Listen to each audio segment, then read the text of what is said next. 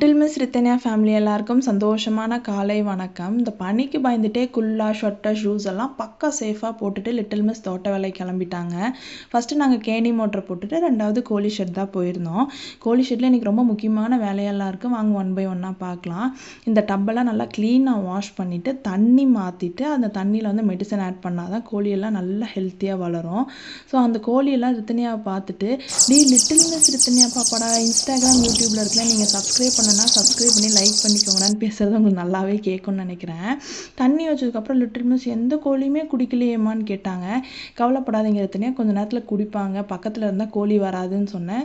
So நாங்கள் கொஞ்சம் வேலையெல்லாம் பார்க்க ஆரம்பிச்சதுக்கப்புறம் 2 கோழி வந்து க்யூட்டாக லிட்டில் மிஸ் ரித்தன்யா பார்த்து குடிச்சிட்டு இருந்தாங்க. ரொம்ப ஹாப்பியாக இருந்தாங்க நம்ம ரித்தன்யாவும்.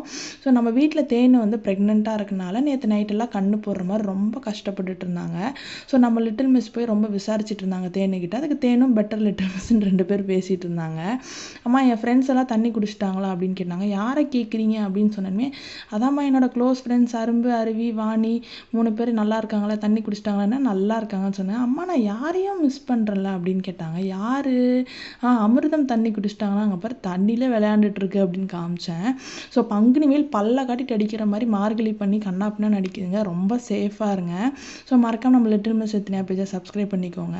லிட்டில் மிஸ் எதை கை காட்டுறாங்க தானே யோசிக்கிறீங்க. இதுதான் எங்களோட மோட்டார் ரூம். அதுக்குள்ளே வந்து கோழி குஞ்சுலாம் வச்சுருக்கோம். ரொம்ப குட்டி குட்டியாக க்யூட்டாகவே இருக்கும்.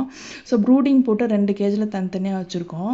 காலையில் லிட்டில் மிஸ்க்கு ஆடு, மாடு, கோழி, அப்புறம் காலையில் போய் பாலை ஊற்றிட்டு வரணும் சொசைட்டியில். இதை பண்ணினா தான் அவங்களுக்கு ரொம்ப ஹாப்பியாகவே இருக்கும்னு சொல்லலாம். ஸோ எல்லாமே ரொம்ப குட்டியாக க்யூட்டாக ஆக்டிவாக விளாண்டுட்டு இருந்துச்சு. ஸோ ரித்தன்யா வந்து இது எல்லா வேலைக்கும் முன்னாடி வந்து அவங்க மாமாவை பால் கறக்க சொல்லிட்டு தான் போனாங்க. ஸோ பால் கறந்து லிட்டில் மிஸ்க்கு வெயிட் பண்ணிட்டு இருந்தாங்க.